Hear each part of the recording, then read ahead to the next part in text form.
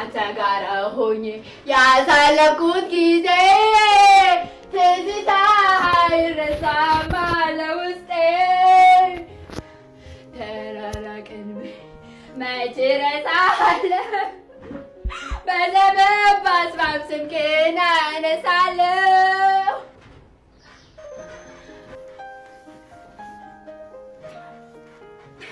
ትዝታ አይረሳም አለ ውስጤ ተራራቅን መች እረሳለሁ በሰበብ በአስባብ ስምህን አነሳለሁ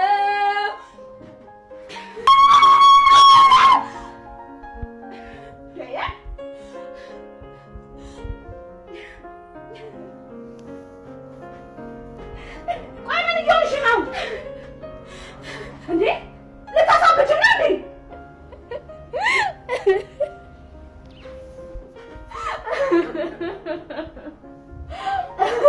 በቃ እሺ አታልቅሺ። በቃ ተረጋጊ ጽዬ እባክሽን። ሰላም እንዴት ናችሁ? ደህና ናችሁ የኔ ውድ ቤተሰቦች? እኔ በጣም ደህና ነኝ እግዚአብሔር ይመስገን። አረ ዛሬ በሳቅ ነው። አንተን በመውደዴ እኔ ግጥሙን አላውቀውም። ኧረ ጽ አልተቻለችም። ምንድን ነው? እኔ እኮ አልቻልኩም ግጥሙን ከዚህ ከአንዷ ርዕስ ውጭ እኮ ማወቅ አልቻልኩም። እና ሙዚቃውን ከሰራው ሰውዬ ይልቅ ጽ ላይ ራሱ በጣም ነው የሚያምረውና እኔ እኮ ከየት ተገኘ ሙዚቃ? በቃ ይገጥማል አልኳችሁ፣ ገጠመችው አይገጸውም። እና ጽ ማለት ነው ቅብጠትም ቁም ነገር የሚያምርባታን በጣም ነው የምትመቸኝ። ያው በፊት ትንሽ አይለኛ ነበረች፣ ያው አስተዳደጓ ነው እና ህይወት አስተምሯ ስትቀየር ግን በጣም የእሷና የቤዚ መቀየር ማለት ነው በጣም ነው የሚገርመኝ። የኔ ቤተሰቦች በጣም በቃ ሰው አይሳሳትም አያጠፋም ማለት አይደለም። በብዙ ምክንያቶች ልናጠፋ እንችላለን፣ ግን ደግሞ ተምረን ልክ በቃ ሰው ስንቀየር ዝም ብሎ መና ሆኖ የሚቀር ሰው የለም። እነሱ ግን በጣም እኔ እነዚህ ሁለት ልጆች እኮ በጣም እየወደድኳችሁ ነው የመጣሁት። የምሬ ነው የምላችሁ። እኔ ሐረግ ድራማ የተቋረጠ ቀን ማለት ያለቀ ቀን እኔ ምን እንደምሆን ነው የማስበው። በቃ በጣም ነው የምወዳቸው። አሁን ላይ ጭራሽ ተወዳጅ እየሆኑ መጥተዋል። እነዚህ ሁለት ልጆች ክፋትን ትተው ያው ጥላት ከውጭ ቢመጣባቸውም እነሱ ክፋትን ትተዋልና ይሄ በጣም ደስ ይላል። በሌላ በኩል ደግሞ ኤፍራታ ስቃይዋ በጣም በዝቷል። ያፌት በጣም ጠግቧል። ግን የምሬ ነው የምላችሁ እሷን በማሳዘን በማስለቅስ ላይ ተሰማርቶ ነው ያለው። አታሳዝንም? እኔ ግን ማርያምን በጣም የምር ፊልሙ ራሱ ፊልም አልመስለኝ እያለ እያሳዘነችኝ ነውና ህይወቷ በጣም ሲኦል ነው የሆነው። ማለት ምንም በቃ ኢቭን ሌላ ነገሮችን የራሱ ጉዳይ ብላ ትታከሱ ጋር ብትሆንም ለሰው ብላ ዋጋ ለመክፈል ነው። በእርግጥ ለፍቅር ለምትወደው ሰው እሱ ከሚጎዳብኝ ብላ ማለት ነው። እና እዛ ስቃይ ውስጥ ራሱ ሆነ ሌላ ስቃይ አለ። እንደሚወዳችሁ ሰውም ደግሞ እንዲያሰቃያቸው ነው። ያፌት በጣም መጥፎ ሰው ነው። የምሬን ነው የምላችሁ። ለእሷ እንኳን የማይመለስ በጣም ጋንጩር ደስ የማይልና በጣም ነው የምታሳዝነኝ። የምሬን ነው የምላችሁ። እሷ በጣም ዋጋ እየከፈለች ያለች ሰው ናት። የሚረዳት ሰው ነው ያጣችው። የምሬ ነው የምላችሁ። ናታን ግን ተፍ ተፍ ብሎ እሷን ከዛ ሰውዬ እጅ ካላወጣ እኔ ከሱ ጋር ያለኝን ነገር በቃ አቆማለሁ ማለት ነው። አቆማለሁኝ ከሱ ጋር ማለት በቃ የሆነ ነገር እላለሁ። በቃ እሱ ኮስተር ብሎ ውሳኔ ካልወሰነች ልጅ በሱ ምክንያት እንደዚህ እየተንገበገበች ማለት ነው። እኔ በጣም የምር እያሳዘነች ይመጣች። ኧረ በዛ ምንድን ነው ሀብታምን ማግባት እንደዚህ ነው። አያችሁ ብዙ ሰው ማለት ነው ገንዘብ ሳይኖረው ሲቀር አሁን ሀብታም ቢሆን ሀብታም ሰው ማግባት ምናምን የሚፈልጉ ሰዎች አሉና እንደዛ ሀብታም ሰዎች ያገባቿቸው ሰዎች እንደዚህ ህይወታችሁን ሲኦል ያደርጉታል ማለት ነው። አያችሁ ግን አንዳንድ ጊዜ ሰው ድሃ ሆኖ ማለት ነው ደስታ ፍቅር ያለበት የምትኖሩ ከሆነ እድሜያችሁ ይረዝማል፣ ሰላማችሁን ታገኛላችሁ፣ ውስጣችሁ በጣም ደስተኛ ነው። በቃ ምን አለፋችሁ ዓለም 9 በቃ እናንተ ናችሁ ህይወትን የምትኖሯት ማለት ነውና ግን ሀብታም አግብተው ብዙ ሰው ገንዘብ የሚወዱ ሰዎች ለገንዘብ ለሚወዱ ሰዎች ማለት ነው። አሁን እሷ ሁሉ ነገር ያለው ሀብታም ያው ስራው ጭራቅ ቢሆንም ሀብታም ሰው ነው ያገባችሁ። ግን ስቃይ ደስታ ኑሯት አያውቅም። ቢያንስ እሷ ካላት ከችግሩ አይደለም ዋናው እሱ ብቻ አይደለም ችግር ማለት የሚያሳዝናት ነገር እሱ ሰላም አይሰጣትም። እንዴት ስቃይዋ እንደምትበላ እዛ ቤት ውስጥ አስመስላ እንኳን መኖር አልቻለችም ማለት ነውና እንዴት ነው በጣም ጨካኝ ሆነው። ያፌት ግን የምር እንዴ ምን አይነት ቅጣት እንደሚቀጣ ራሱ እኔ ያፌት ቅጣት እና አይዶን ነው ብቻ። ግን ኤፍራታ በጣም ልቤን ነካቸው። የምር በጣም በዛ። የምር እሷ ልጅ ግን በጣም ግፍ ተሰራባት።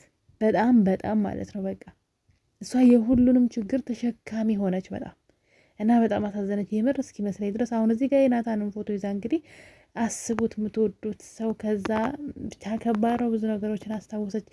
በቃ እንደረከሰች ተሰማት። ከዚህ በኋላ ከሱ ጋር ያላት ግንኙነት በጣም ልክ አይሆንም። ደስታ አይሰማችሁም? ገባችሁ? በቃ የርካሽነት ስሜት ተሰማት። ከዛ ናፈቃት። በቃ ህይወትን ናፈቀች፣ ደስታን ፈለገች። ግን ለሰዎች ደግሞ መኖርን እየቀጠለች ነው። አንዳንዴ ለሰዎች እንደዚህ እንደ ሻማ የምትቀልጹ ሰዎች ማለት ነው፣ እነዛ ሰዎች ያን ውለታችሁን የሚረሱ ከሆነ ቢያንስ ዋጋ የማይከፍሉላችሁ የማይታገሉላችሁ ከሆነ በጣም ከባድ ነው። እና ያፌት በጣም ብዙ የቤት ስራ ይጠብቀዋል።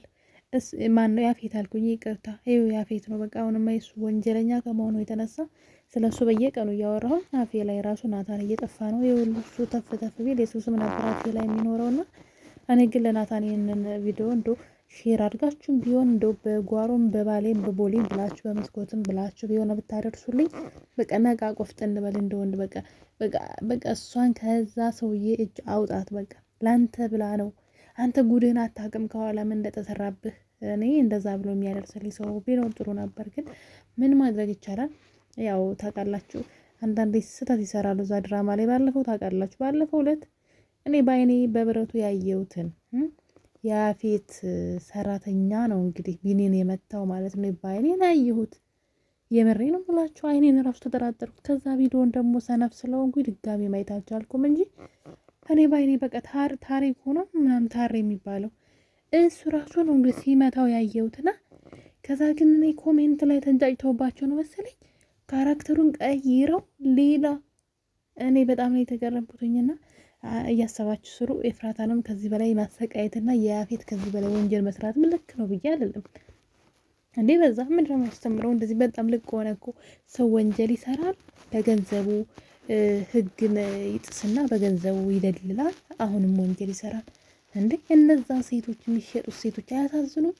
እና ሁልጊዜ ሰው ወንጀለኛ ሰው እኮ በህግ መያዝ አለበት አይደል? ወንጀል ቢሰራም ግን ዝም ብሎ ወንጀሉ ይሄ ሰውዬ ዝም ብሎ ይጠራቀማልና መጨረሻው እርግጠኛ ነኝ እስር ቤት መግባት ነው። ይሄ ደግሞ ቅጣት አይደለም።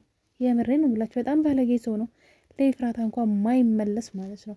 ለኤፍራታ እንኳን ማይመለስ እና በጣም አሳዘነች። የምር መሯታል። ግን ታውቃላችሁ በቃ አስመስሎ መኖሩን ምናምን ተስፋ ቆርጣ መጀመሪያ ላይ በቃ ለሰው ኖራለሁ ብላ ነበረ። ከዛ ግን አሁን በጣም የመረራት አታሳዝንም?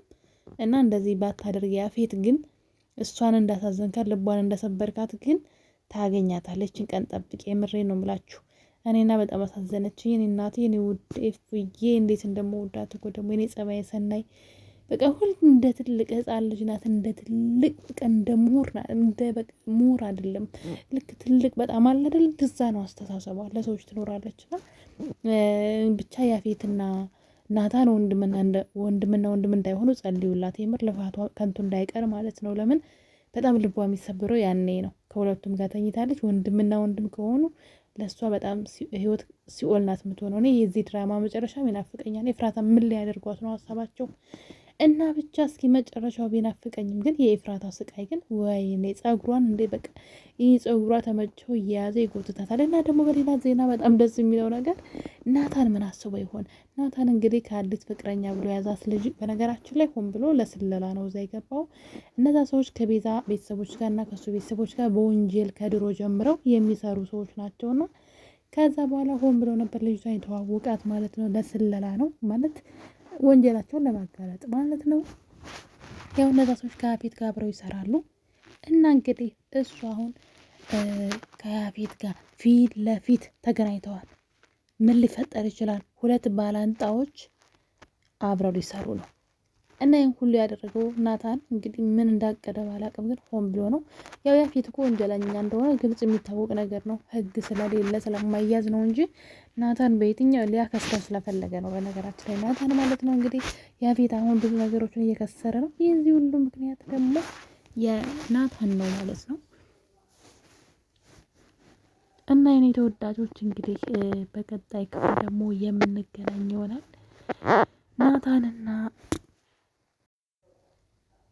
ናታንና ያፌት ምን ሊሰሩ ይሆን? ፊት ለፊት ተጋፍጠዋል ማለት ነው። መጨረሻቸው በጣም ይናፍቃል። በሌላ ዜና ደግሞ እንግዲህ ዲኤንኤን ምርመራ ልታደርግ ነው። ወንድምና ወንድሙ እንደማይሆኑ ተስፋ እናደርጋለን። እዚህም ደግሞ እንግዲህ ቢኒያም አይንሽ ማየት አልፈልግም ብሏት ተናዳለች፣ አዝናለች። እንግዲህ ራሷንም መጠጥ ውስጥ ደብቃለች ማለት ነው። እሱ ያው ያልተረዳት ነገር አለ። ኤዲት በሆነው ፎቶ ስለጠረጠራት ነው። በቀጣይ በክፍል 91 ምን ይፈጠር ይሆን አብረን የምናየው ይሆናል። የኔ ቤተሰቦች እስከዛ ድረስ ቪዲዮን ሰብስክራይብ በማድረግ ሼር በማድረግ የመለቃቸውን ቪዲዮ በማየት ሀሳብ አስተያየታችሁን ኮሜንት ላይ ያስቀምጡልኝ። እወዳችኋለሁ። መልካም ጊዜ። ባይ ባይ።